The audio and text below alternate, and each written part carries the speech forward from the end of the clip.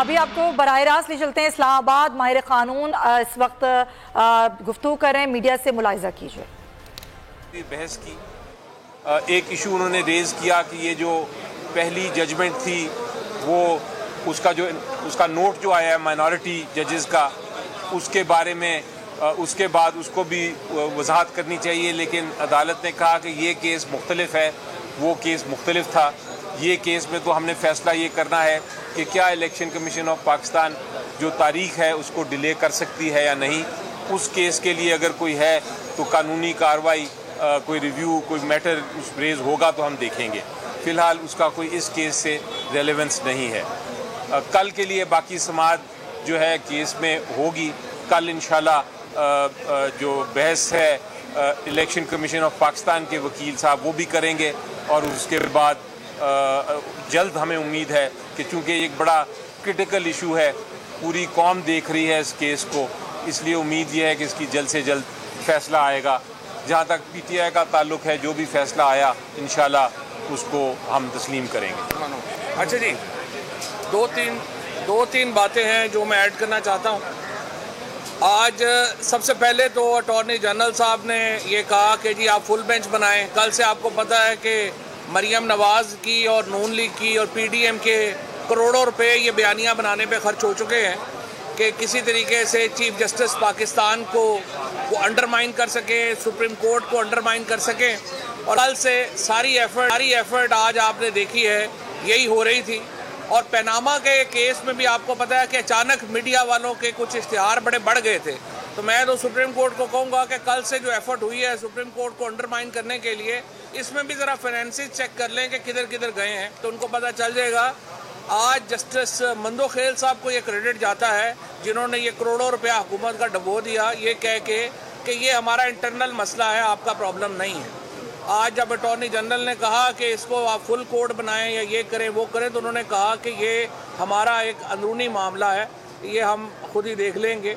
और आप इस बात के ऊपर आएँ कि अगर इलेक्शन कमीशन का हुक्म कालअदम करार दिया जाए तो उसका इफेक्ट होगा इलेक्शन की डेट के ऊपर। और उसके बाद मैं समझता हूँ अली ज़फ़र साहब ने जो मेन सारी चीज़ें हैं वो तो कंक्लूड कर दी आज इन्होंने जिस तरह से अपना केस पेश किया। देखिए, हमारा आर्टिकल 2A पाकिस्तान के आइन का बड़ा वाज़ेह है। आर्टिकल 2A कहता है कि sovereignty belongs to Allah almighty, और उसको इस्तेमाल करेंगे chosen representative of people of Pakistan. ये बुनियाद है हमारे आइन की, हम इससे आगे पीछे हिल नहीं सकते। और अगर आप आइन को इससे हलाएंगे तो इसका मतलब है कि पूरा स्ट्रक्चर ही जो है वो गिर जाएगा। ये अली ज़फ़र साहब ने आज एस्टेब्लिश कर दिया है। इसलिए इलेक्शन होने के अलावा कोई दूसरा रास्ता जो है वो नहीं है। अब दो पॉइंट्स जो पहले तो मैं समझता हूँ कि हमारे अटॉर्नी जनरल मंसूर जो है वो ज़ाहिर है मेरा छोटे भाइयों की तरह बड़ा काबिल वकील है, लेकिन आज पहले ही दिन हनीमून वाले दिन ही उसको बड़े मुश्किल मामलात में उलझा दिया गया। और अगर जजेस ने भी बड़ा कोशिश की कि उनको, लेकिन मुनीब अख्तर साहब के सामने मुझे लगा कि जैसे वो शिकारी की फ्लड लाइट होती है ना, खरगोश के ऊपर पड़े तो आंखें चुदिया जाती हैं, बेचारा ठटर जाता है। आज हमारा अटॉर्नी जनरल का वही हाल था।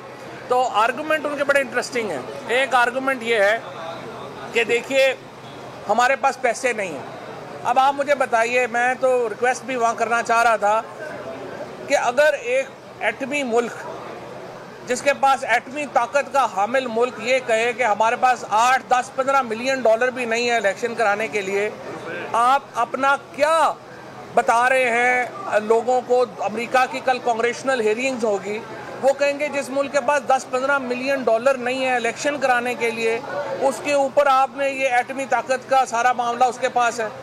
क्या ये दुनिया को हम डरा नहीं रहे अपने हालात से? फिर आप कह रहे हैं कि जी सिक्योरिटी इतनी ख़तरनाक हो गई है कि हमारे पास लोग ही नहीं है अपने स्पेयर करने के लिए। आप क्या इंटरनेशनल इन्वेस्टर का या पाकिस्तान में बिजनेस को इससे आप क्या उसका माहौल बेहतर कर रहे हैं?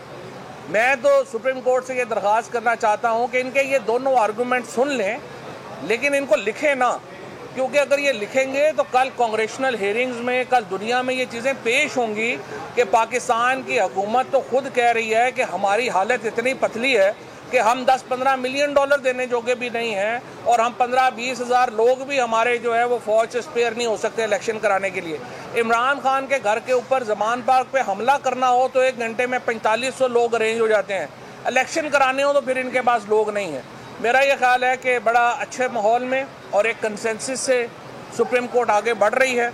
हमें सुप्रीम कोर्ट के ऊपर पूरा एतमाद है और सुप्रीम कोर्ट ही वो वाहिद इदारा है जो पाकिस्तान में रूल ऑफ लॉ को बहाल कर सकती है, जो पाकिस्तान में आइन को बहाल कर सकती है। इसके अलावा यहाँ पे मैंने जो फिगर्स अभी हम इंशाल्लाह कल देंगे, एक तरफ कह रहे हैं 20 अरब रुपए नहीं है, दूसरी तरफ जो पीटीआई के लोटे हुए थे एमएनए उनको और अपने एमएनए को 90 अरब, पहले मुझे अंदर था पता था कि 70 अरब रुपया दिया गया, लेकिन अब मैं बाहर निकला हूँ तो पता चला कि 90 अरब रुपए की स्कीमें दे दी गई हैं। 10 अरब रुपया इन्होंने लैपटॉपों में दे दिया है, यानी 100 अरब रुपया तो वो ये दे रहे हैं, तो इलेक्शन कराने के लिए पैसे नहीं है। सो इंशाल्लाह सुप्रीम कोर्ट का हुक्म जो होगा वो आइन के मुताबिक होगा और तमाम इदारों को और फेडरेशन को उस पर अमल करना पड़ेगा। Thank you.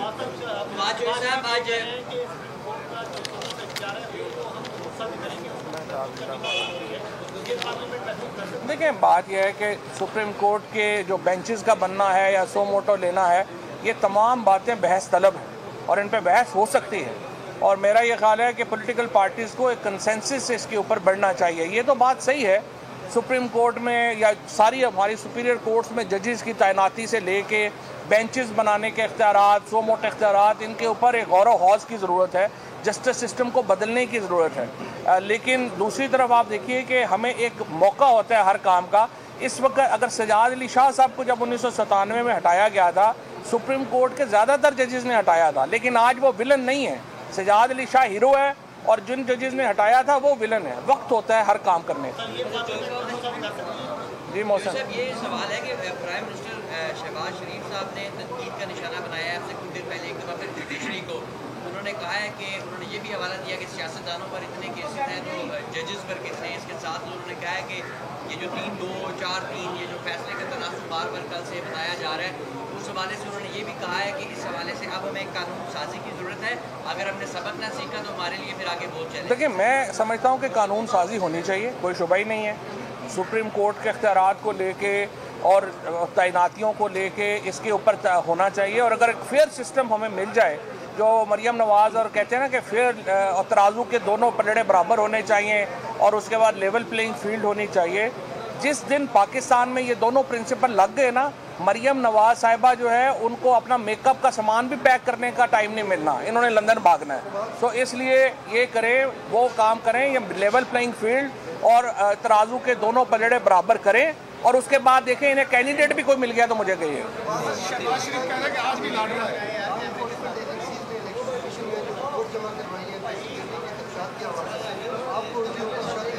देखिए, इलेक्शन कमीशन ने जो बैरिस्टर अली जफर और रहनुमा पीटीआई फवाद चौधरी मीडिया से गुफ्तगू कर रहे थे। आज सुप्रीम कोर्ट में समाअत हुई जो कि कल तक के लिए मुलतवी हो गई। इलेक्शन के हवाले से चीफ जस्टिस ने रिमार्क देते हुए कहा कि दहशतगर्दी का मसला 90 है, क्या 90 की दिहाई में इलेक्शन नहीं हुए।